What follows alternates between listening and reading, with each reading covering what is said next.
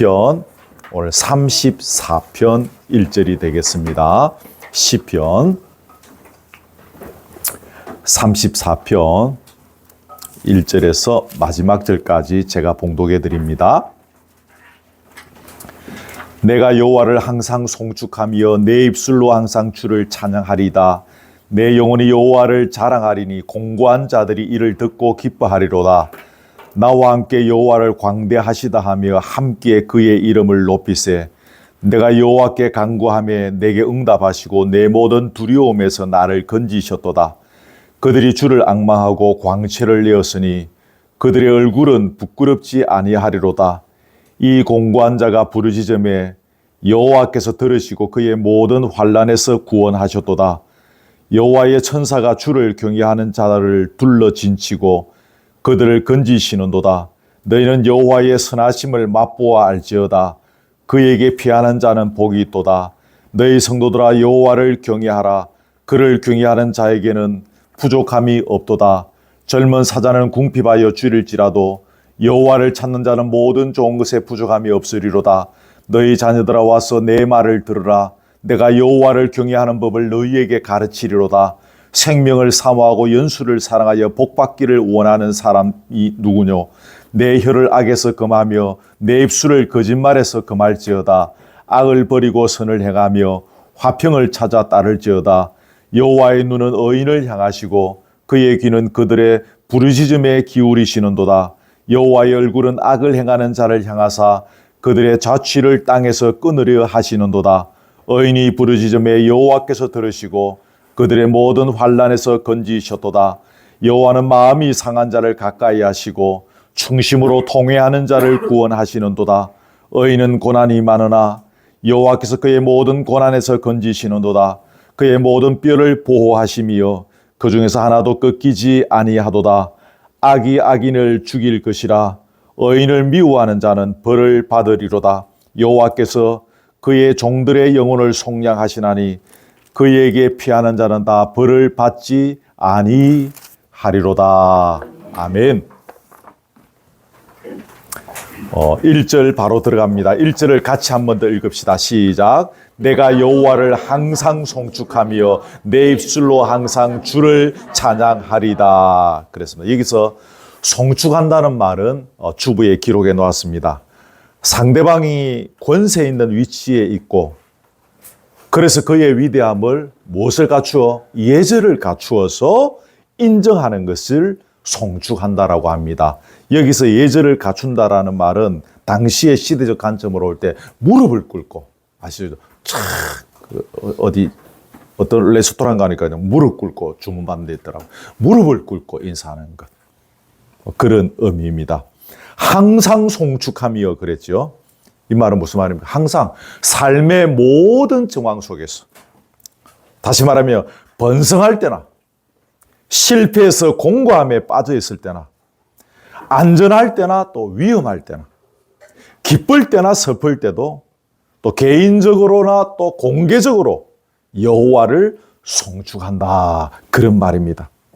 여러분 오늘 여러분 성경마다 조금 다를 수 있는데 여러분 그 성경에 있는 제목에 보면 이 시는 다윗이 아비멜렉 앞에서 미친 채 하다가 쫓겨나서 지은 시다. 그렇게 적혀 있죠? 있습니까? 혹시 그게 안 적혀 있는 성경도 들어 있습니다. 여러분, 다윗을 향한 사울의 질투와 시기가 너무 심해가지고 이제 다윗이 목숨을 부지하기 위해서 도망을 가야 되는 거예요. 그래서 사랑하는 친구 요나단과 그 이별의 정을 그렇게 막 입맞춤을 하고 그렇게 하면서 눈물의 이별을 나눕니다. 그리고 높 땅에 있는 제사장 아히멜렉에게로 피난, 성경에 보면 도망갔다 그랬어요. 도망갔는데 거기 가니까 사울의 신하가 거기 한 명 있는 거예요. 아주 신복이고요. 또 들키게 된 거예요. 그래서 또 거기에서 도망을 가는 겁니다. 그래서 도망을 간 곳이 어딘가 하면 가드 왕 아기스에게로 도망을 갔습니다. 사무엘상에는 아기스 왕이라고 되어 있는데 오늘 본문에는 아비멜렉이라고 되어 있습니다.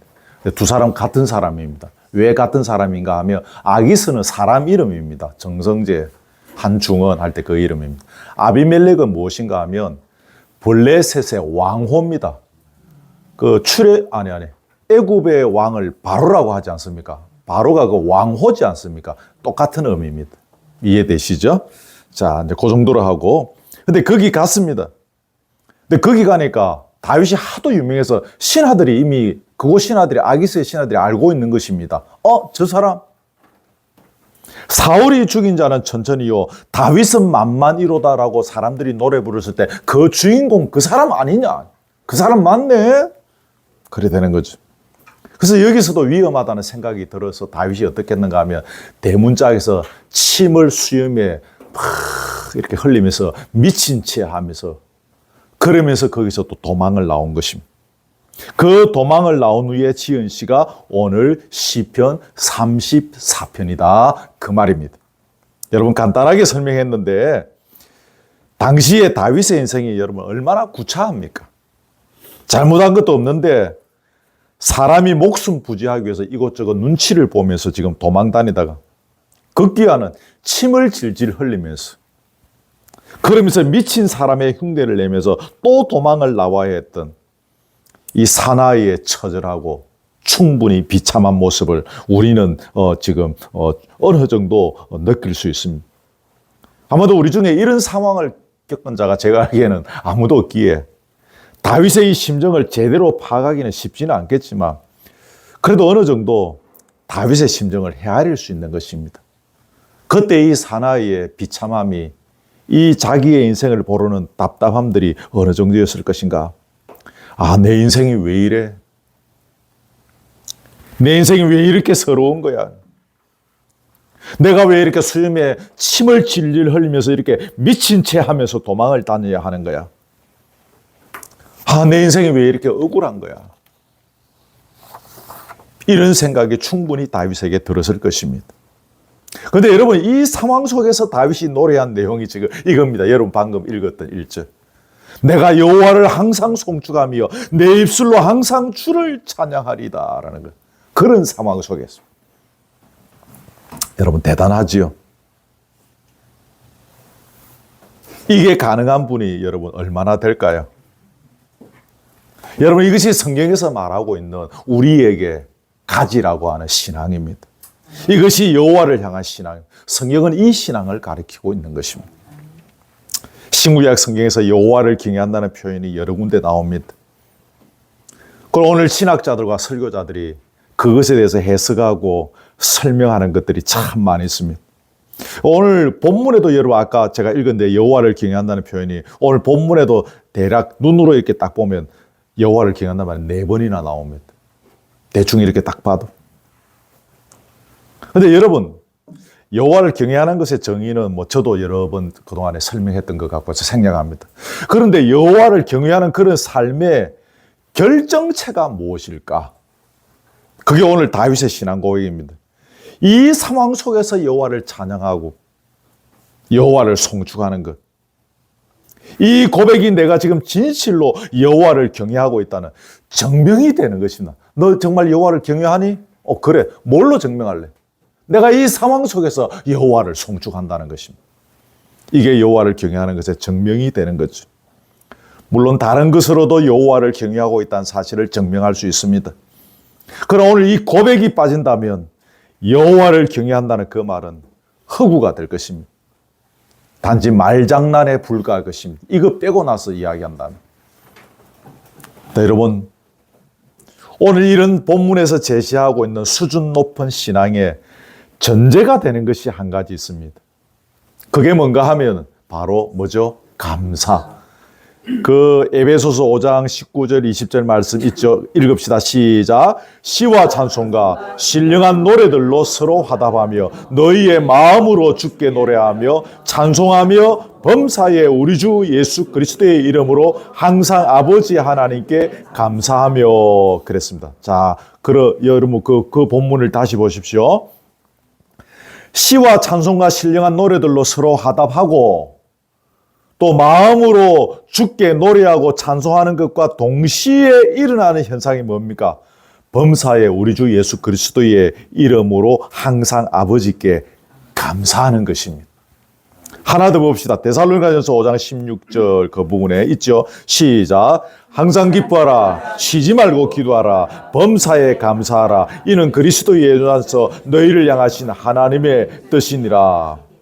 항상 기뻐하고 쉬지 말고 기도하는 것과 동시에 일어나는 현상이 뭡니까? 범사에 감사하는 것입니다. 우리가 이런 말씀을 통하여 발견하게 되는 것은 수염에 침을 질질 흘리며 미친 채 하면서 도망 다녀야 했던 이 처절한 상황 속에서도 여호와를 송축하고 찬양할 수 있던 동인, 원인이 되는 것이 뭡니까? 범사에 감사하는 것입니다. 범사에 감사하는 것. 오늘 대하고 있는 시편 34편에는 쭉 읽어보시면 감사라는 단어는 없습니다. 그러니까 본문을 쭉 여러분 나중에 집에 가서 한 번 더 읽어보시면 이 시 전체를 통해서 구구절절히 다윗이 감사하는 마음이 들어가 있다는 것을 시편 한번 쭉 이걸 읽어보면 느낄 수 있어요, 우리가. 또 여러분, 오늘을 살아가는 우리에게도 하나님은 동일한 수준의 송축과 찬양받기를 원하고 계십니다. 그래서 오늘 우리에게 시편 34편을 우리에게 주신 거예요. 그럼 오늘 우리는 우리가 붙잡아야 할 감사의 제목을 찾아보아야 할 것입니다. 지금까지 먹고 입고 살게 해 주신 것, 위기에서 건져주시고 보호해 주신 것, 또 우리에게 인생의 길을 열어주시고 지난주에 배운 것처럼 시험에서도 이기게 하시고 악의 세력에서 승리하기도 해주시고 좋은 교회도 만나게 하시고 좋은 신앙의 동력자들도 만나게 해주시고 좋은 가정을 이루어가게 하신 모든 것이 감사의 제목일 것입니다. 그런데 그 중에서도 최고의 감사 제목은 무엇입니까? 독생자 예수 그리스도를 이 땅에 보내주셔서 십자가에 달리게 하시고 우리를 죄의 세력에서 건져주신 것, 또 하나님의 나라에서 살 수 있는 풍성한 삶을 주신 것, 그래서 진리 안에서 자유롭게 살아가는 게 무엇인지 맛을 보여주신 것, 또 앞으로 영원한 하나님의 나라를 우리에게 선물로 주신 은혜, 이것이 감사의 제목 중에 제목인 것입니다. 아멘. 그리고 우리는 그런 은혜 속에 살면서 썩어 없어질 세상의 것을 위하여 살지 않고 썩어 없어지지 아니할 영원한 것, 영원한 가치를 위하여 살게 되었지 않습니까? 그것이 다 감사의 제목인 것입니다. 말씀드린 것은 다 기본적으로 우리가 알고 있는 것인데 제가 개인적으로 늘 감사한 것은 썩어 없어질 세상의 것을 위하여 내 인생이 진력하지 않고 썩어 없어지지 아니할 영원한 가치를 향하여 살아갈 수 있게 된 것이 저는 정말 감사한 거죠. 제 개인적으로는 이게 참 감사의 제목입니다. 우리에게 이런 감사의 제목이 터져나올 때 오늘 본문의 다윗의 고백이 수염에 침을 질질 흘리면서 미친 채 하면서 도망대야 하는 이런 서러운 인생, 이런 억울한 인생, 이런 비참한 인생을 살아가고 있으면서도 이런 다윗의 고백, 내가 여호와를 항상 송축하며 내가 항상 그를 찬양하며 라는 고백이 우리의 고백이 되는 것입니다. 이러한 고백이 오늘 우리 교우들 모두에게 임하기를 진심으로 바랍니다. 이 고백이 우리에게 충만히 임하는. 2절도 한번 읽어볼까요? 시작. 내 영혼이 여호와를 자랑하리니 공고한 자들이 이를 듣고 기뻐하리로다. 자랑, 주부에 있죠. 빛내다, 밝히다, 찬양하다. 그런 의미인데 이것은 자랑한다. 인간적인 어떤 우월함에서 자랑한다. 양복 조체, 예를 들자면 교만한 그런 것을 언급하는 것이 아니고 나는 없어지는 것입니다. 기억하십시오. 나는 없어지고 오직 겸손히 하나님께 영광을 돌리며 하나님을 주로 고백하며 시인하는 게 이게 뭡니까? 여기서 자랑하는 것입니다. 이것은 신약시대 성도들에게 있어서는 뭡니까? 십자가의 은혜와 의미, 그 도리를 자랑하는 것입니다. 갈라디아서 6장 14절 1절 시작. 내게는 우리 주 예수 그리스도의 십자가 외에 결코 자랑할 것이 없으니. 이게 사도 바울의 고백이죠. 예수 그리스도의 십자가만 자랑한, 다른 것은 자랑할 게 없다는 것입니다. 사도 바울은 세상의 가치관으로 볼 때 자랑할 것이 좀 있었습니다. 정통 히브리인의 혈통을 자랑하는 가문에서 태어났습니다. 죄송합니다. 제가 동네 정가인데요. 동네 정가, 이거 얼마나, 이게, 아이고, 이게 얼마나 어릴 때 이게 동네 정식 가문이라는 거예요. 그 우리 동네 아저씨들도, 니 어디 정식은 동네 정가인데요. 그럼, 와, 양반이네. 우리 아버지, 우리 할아버지, 우리 정조, 고조 할아버지 하면 이거 먹고 살았던 것 같아요. 죄송한 이야기지. 바울은 그런 의미에 있어서 정통 히브리인의 혈통을 자랑하는 가문에서 태어났습니다. 모두가 부러워하는 로마 시민권을 갖고 있습니다. 지금은 미국 시민권 뭐 그렇게 아니지만 저희들 어릴 때만 해도 미국 시민권 갖고 있으면 천국 시민권 갖고 있는 거하고 거의 비슷하게 봐줬죠. 그만큼 갖기 어려운 거, 그거 갖고 있으면 그냥 뭐 최고인 것 같아. 바울은 공부도 굉장히 많이 한 사람입니다. 당시에 학파가 두 개 있었는데 가말리엘 학파, 힐렐 학파 두 개가 있었습니다. 근데 바울은 가말리엘 학파에서 공부를 한 사람입니다. 공부를 얼마나 많이 했는가 하면 1세기 기독교 신앙의 기본을 정립한 사람이 누굽니까? 바울입니다. 그만큼 지식적으로, 학문적으로 탁월한 수준에 이르렀던 사람이었습니다. 그런데 그가 다메섹 도상에서 그리스도를 만났습니다. 그리고 모든 그의 이 자랑들이 그리스도를 위하여 다 해로 여긴다 그랬습니다. 배설물로 여겼다 그랬습니다. 다시 말하면 그리스도의 십자가 외에는 결코 자랑할 것이 없었다 그 말입니다. 이렇게 자랑할 것이 많은 사람. 전에는 가문과 학벌과 신분 같은 것들이 그의 인생을 지탱해 주는 것이라고 생각했었을 것입니다. 그래서 그런 것에 의지해서 앞으로 남은 인생도 펼쳐지게 될 것이라고 생각했었을 것입니다. 그런데 다메섹 도상에서 예수를 만났습니다. 예수를 만나고 보니 그의 생각이 그게 틀렸던 것이었습니다. 예수의 십자가와 부활이 가문과 학벌과 신분으로도 해결할 수 없는 인생의 숙제와 문제를 풀어나갈 수 있는 답이었음을 알게 되었다 그 말입니다. 다시 말하면 그 자신이 얼마나 극악무도한 죄인인 것을 알게 되었다 그 말입니다.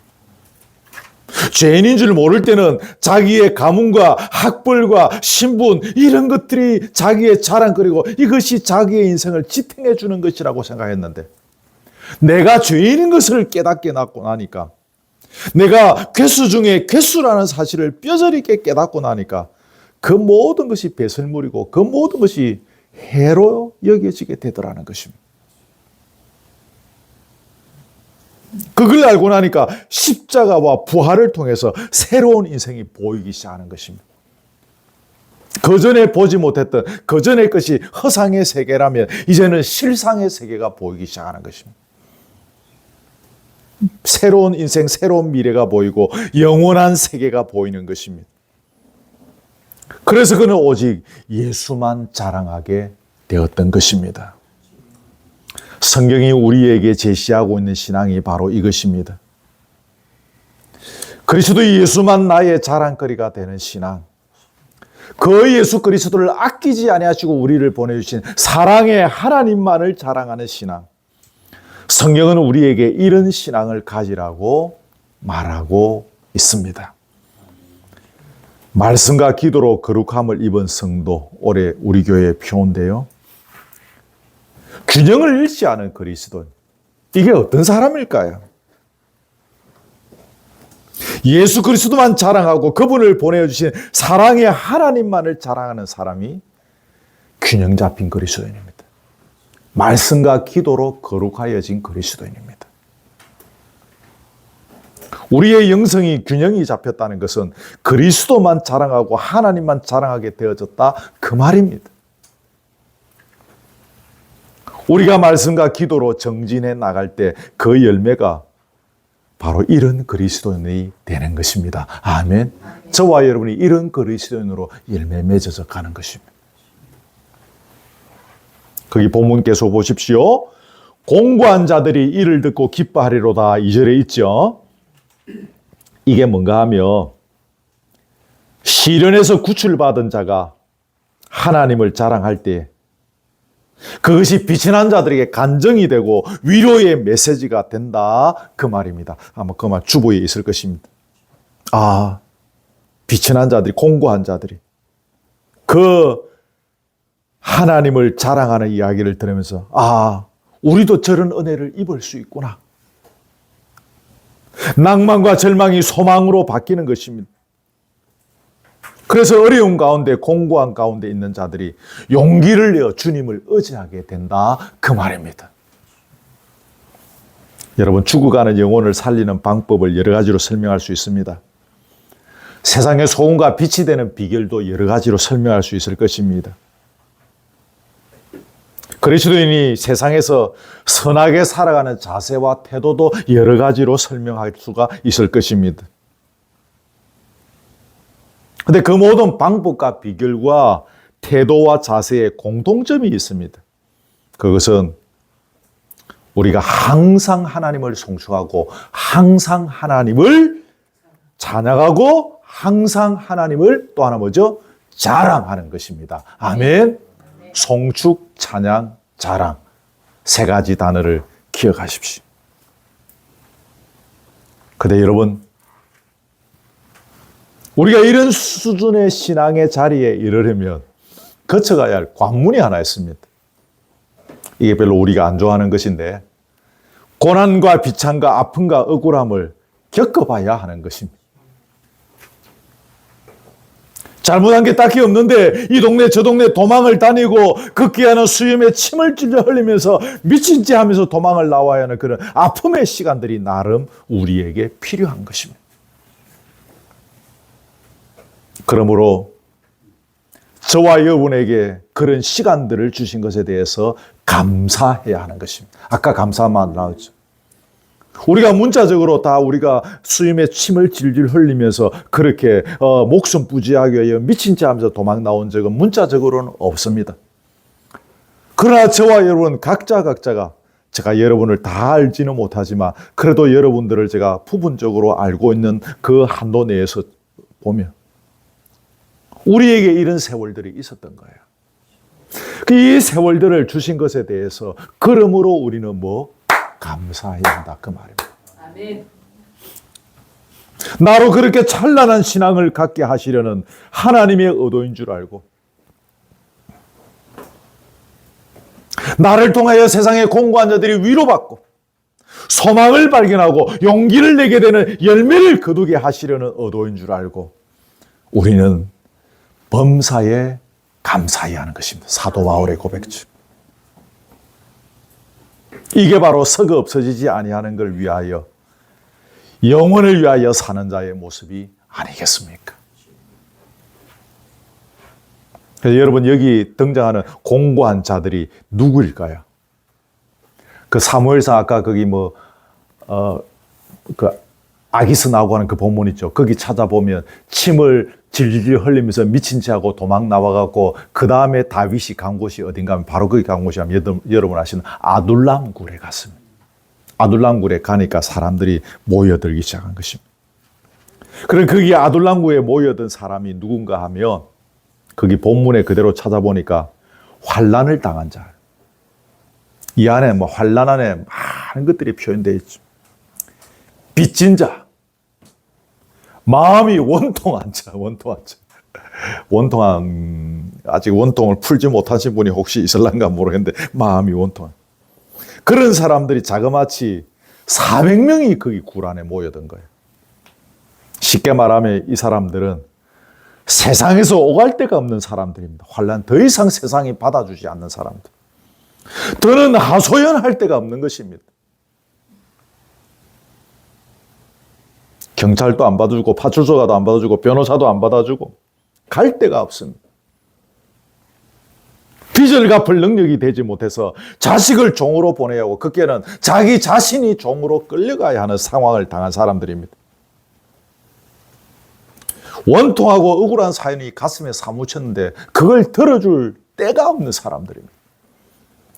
요즘은 국민식문구에 민원이라도 넣어보면 되지만 그때는 그런 것도 없었지 않습니까? 그래서 거기에 모여든 사람들인 거예요. 한마디로 억울하기 짝이 없는, 비참하기 짝이 없는 사람들이 거기에 모여든 400명.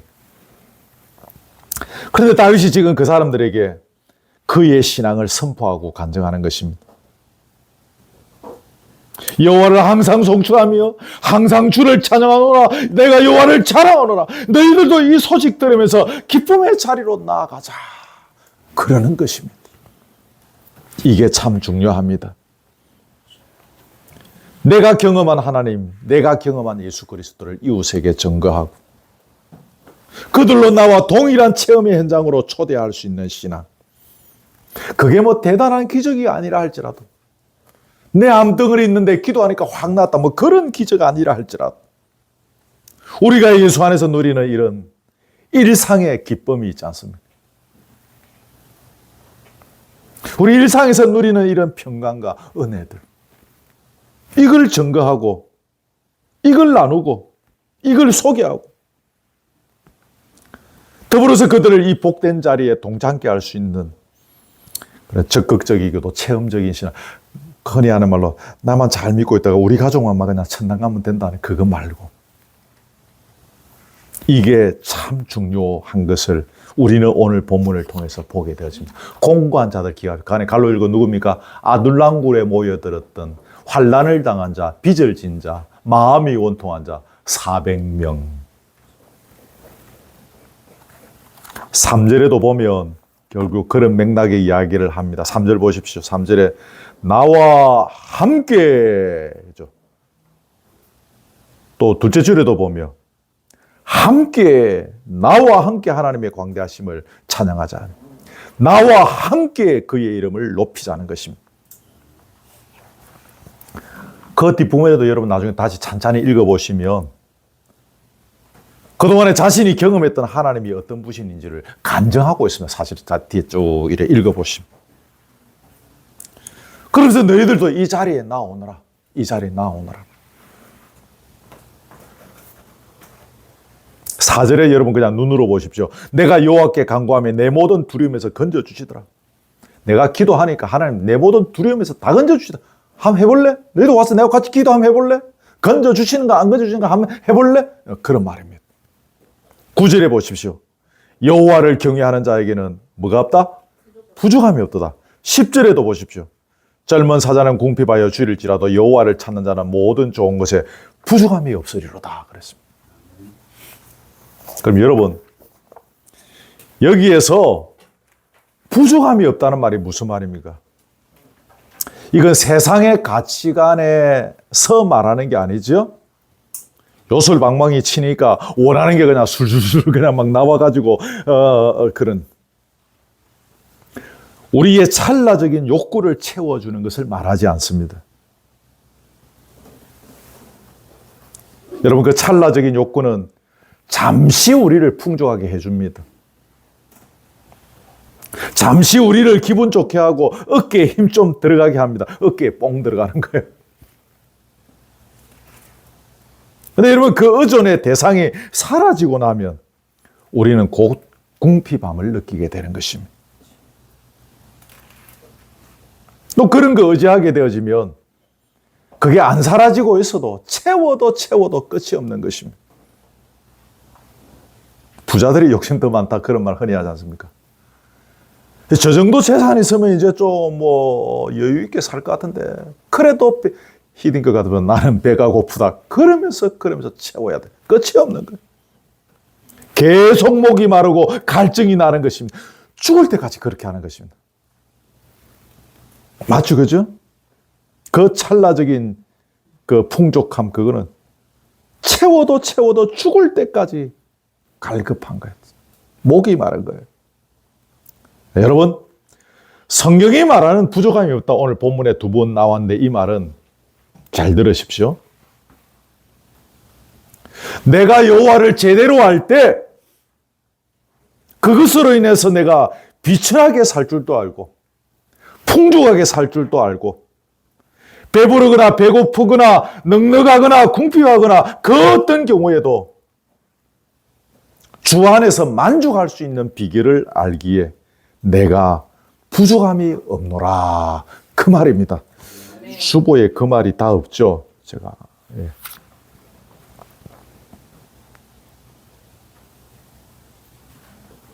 이걸 다른 말로 표현하면 진리 안에서 자유롭게 사는 것입니다. 성경이 우리에게 요구하는 신앙이 바로 이런 신앙인 것입니다. 조금 엉뚱한 이야기입니다만 제가 잘 아는 어떤 목사님이 페이스북에 글을 실었는데 우리에게는 유명해지지 않을 수 있는 권리가 있다. 이런 의미의 글을 적어놨어요. 저도 뭐 조금 바쁘게 사는 추억에 들어가다 보니까 페이스북 막 이렇게 그냥 읽기는 읽어도 뭐 답을 최근에 한 적은 거의 없습니다. 그냥 뭐 좋아요 좀 눌러주고 그냥 글만 읽고 넘어갑니다. 근데 그달은 그 글귀가 너무 가슴이 뭉클해서 저도 몇 자 적어서 답을 보내주었습니다. 얼마 전이었습니다. 우리가 다 유명해지기를 원하는 심포가 요 구석에 어디 있잖아요.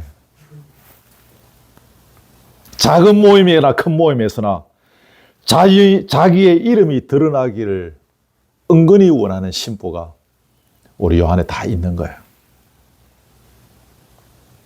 그런데 우리가 정말 주님을 제대로 만나고 느끼고 맛보게 되어지면 내가 유명해지고 싶은 권리, 내가 유명해질 권리를 내려놓을 수 있다. 그 말입니다. 왜 그렇습니까? 나는 오직 주님의 이름을 높이고 있기 때문입니다. 이게 바로 주 안에서 부족함이 없는 신앙인 것이죠. 이 신앙은 우리의 의무가 아니라 우리의 권리입니다. 의무는 어쩔 수 없이 해야 되지 않습니까? 세금 내기 싫은데 억지로 내고 군대 가기 싫은데 억지로 군대 가야 되는 그게 의무지 않습니까? 권리는 내가 당연히 누리는 것입니다. 이런 부족함이 없는 신앙의 자리, 내가 유명해지지 않을 권리를 누려야 하고 즐겨야 하고 또 그 즐거움을 간증하고 나누어야 하는 것입니다. 이것이 성경이 우리에게 제시하고 있는 신앙입니다.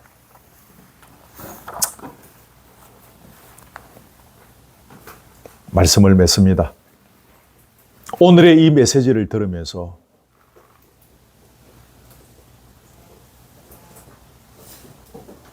하나님 앞에서 우리가 감사해야 될 제목들이 무엇인지를 한번 노트에 기록하는 시간이 되기를 바라고,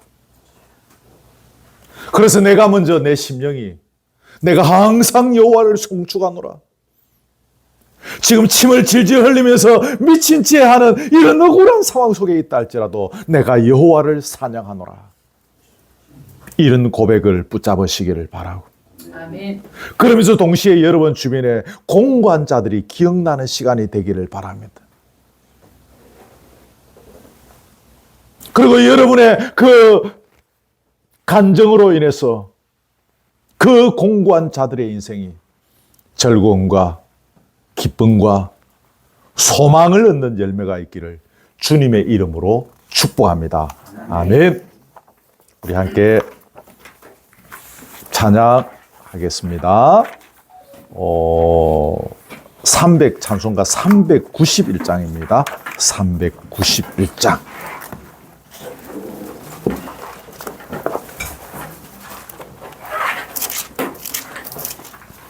오 놀라운 구세주 391장. 예, 391장. 찬송가 391장.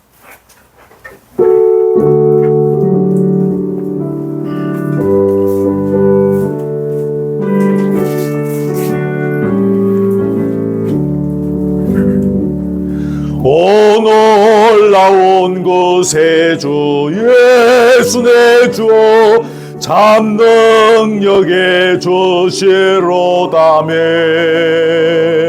금바위 및 안전한 그곳으로 내 영혼을 섬기시네. 메마른 땅을 종일 걸어가도 나 피곤치 아니하며. 아멘. 저 위험한 곳 내가 이를 때면 금바위에 섬기시고 조선으로 덮으시. 자매님들이 2절합니다. 놀라운 곳에 예수를 주 내 모든 짐 벗기시네. 죄악에서 날 끌어 올리시며 또 나에게 힘 주시네. 같이 하겠습니다. 메마른 땅을 종일 걸어가도 하며 나 피곤치 아니하며. 할렐루야. 저 위험한 곳 내가 이를 때여 금바위에 섬기시고 조선으로 덮으시. 형제님들이 3절합니다.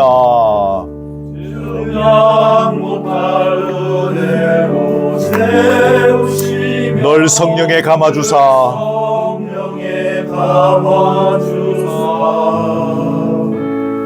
큰 기쁨 중 주님을 찬양토록 내 믿음을 도우시네.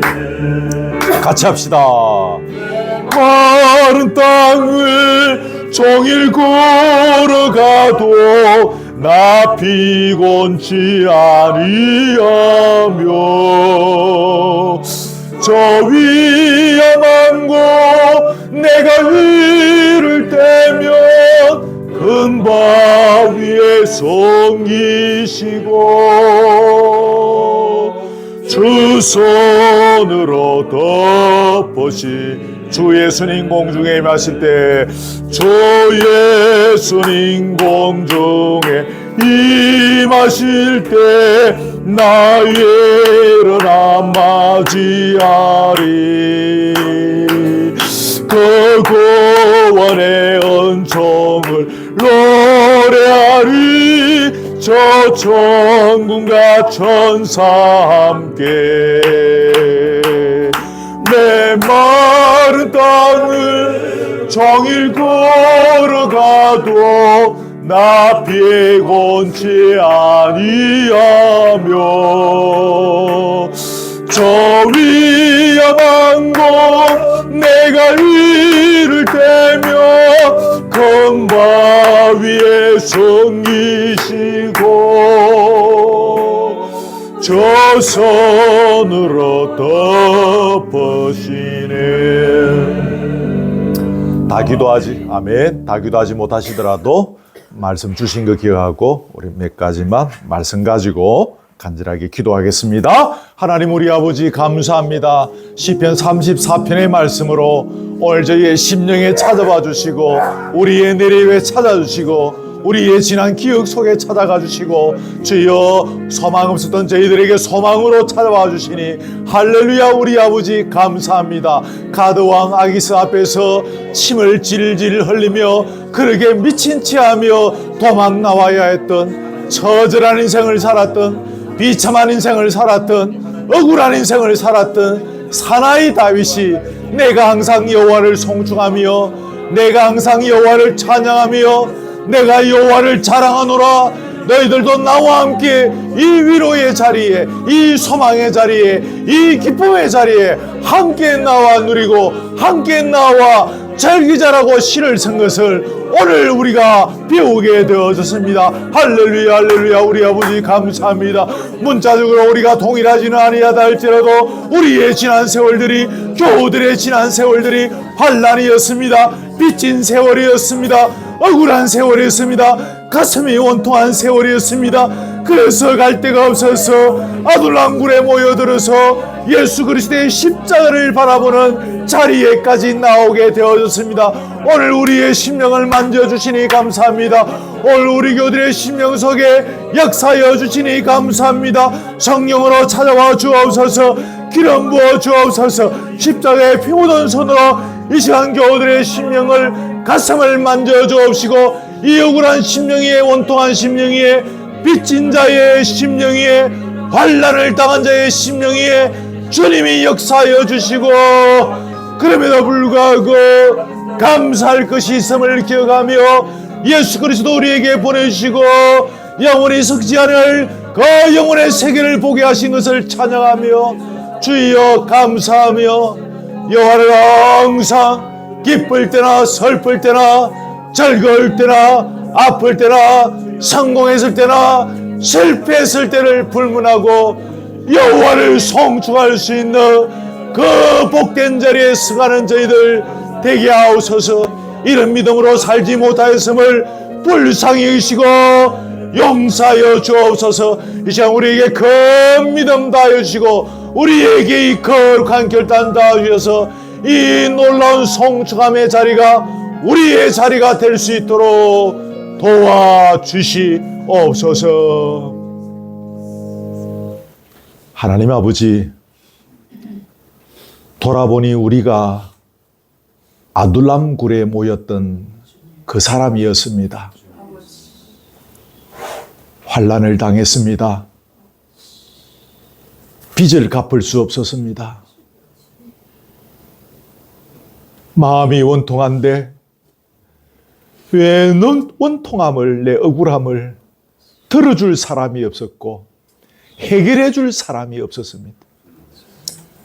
그래서 우리는 이 아둘람 굴에 예수 그리스도의 십자가 앞에 모여들었나이다. 주여, 오늘 시편 34편의 말씀으로 우리를 위로해 주시고 우리에게 소망을 주시고 우리의 믿음 없음을 지적해 주시면서 더 결단의 자리를 향하여 나아가게 해 주시니 할렐루야. 우리 아버지 감사합니다. 부족한 종의 입술로 증거한 것이기에 모자람이 많고 다 증가하지 못한 것도 많이 있을 터이나 성령님 오늘 강하게 역사하여 주옵소서. 이 자리에 모인 우리 교우들 위해 역사하여 주셔서 우리의 심령의 문을 활짝 열어주시고 나에게 주시는 말씀으로 받게 하시고 내가 어떻게 이 말씀을 적용하며 내가 어떻게 이 말씀 앞에서 결단하고 어떻게 이 말씀 앞에 소망을 붙잡고 나가야 할지를 보게 하여 주시옵소서. 우리는 환난을 당하고 거기에 머물 자가 아님을 알았습니다. 우리는 빚진 자로 영원히 살아야 할 자가 아님을 알았습니다. 우리는 마음의 원통함을 겪고 그대로 원통함 그대로 끝까지 가야 할 자가 아님을 알았습니다.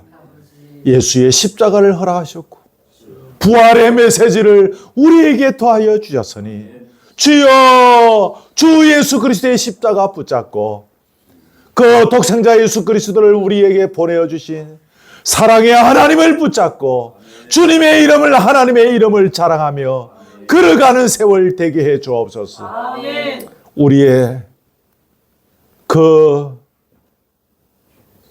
부족한 많은 것들을 자랑하고 의지해 왔음을 용서하여 주시고 불쌍히 여겨 주시고 주여, 주신 많은 것들 우리의 자랑거리가 아니라 우리의 의지할 거리가 아니라 주님의 영광을 위하여 사용하라고 우리에게 도구로 주신 줄 알고 그 많은 것들 주의 뜻을 이루어드리는 데 사용하면서 오직 주님의 이름만 높이 드러내고 오직 주님만 자랑하는 저희의 생애가 되게 하시고 우리의 모습을 통하여 환난을 당한 자, 공고한 자들, 어쩔 수 없이 아둘람굴에 모여든 수많은 자들이 주님을 만나고 위로받고 소망의 메시지를 붙드는 열매와 역사들이 우리의 살아생전에 많이 일어나게 하시고 우리 그루터기 공동체를 통하여 또한 많이 일어나게 하여 주시옵소서.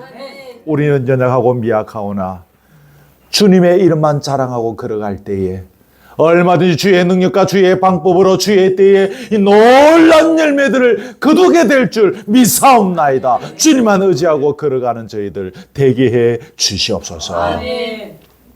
귀한 예물 주님 앞에 드립니다. 이 예물 주님 받으시고 주의 나라와 교회의 영광을 위하여 잘 사용될 수 있도록 그때그때마다 간섭해 주시옵소서. 교회를 위하여 수고함 위해서는 우리 모든 교우들 기억하시고 여러 가지로 자신에게 주신 은사를 통하여 교회를 섬길 때 더욱 지혜 주시고 그 은사들이 잘 개발되게 하시고 그 섬김을 통하여 주의 나라와 교회가 든든히 서가게 해 주옵소서. 오후의 교제의 자리에 함께 하시고 먹고 마실 때에 우리 육신이 강건하고 또 우리 심령이 서로 위로받고 은혜 누리고 또 평강과 기쁨이 넘치는 자리 되게 하옵소서. 참석하지 못한 교우들 기억하시고 어느 곳에 있든지 이 자리를 기억하며 은혜를 사모하는 심령이 되며 우리와 동일한 그런 말씀의 은혜들을 더하여 주시옵소서.